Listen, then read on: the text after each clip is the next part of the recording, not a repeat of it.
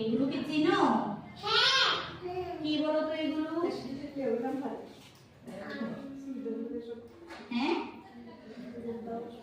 চেনো এগুলোকে?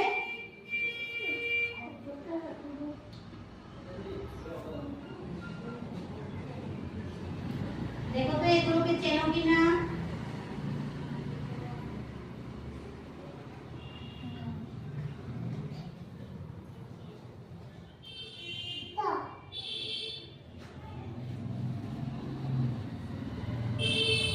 এগুলো হলো শেপ।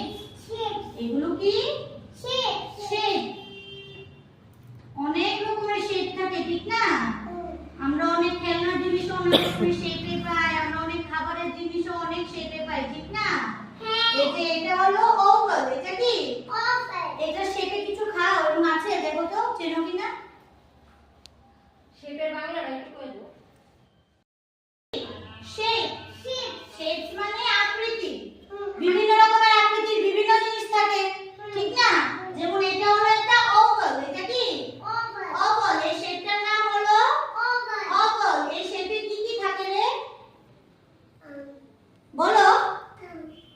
হোয়াইট কালারে থাকে, আমরা যে খাবারটা খাই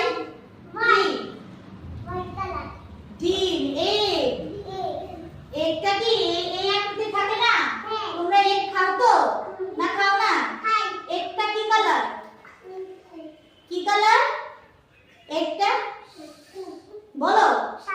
হ্যাঁ হোয়াইট। সাদা মানে কি হোয়াইট।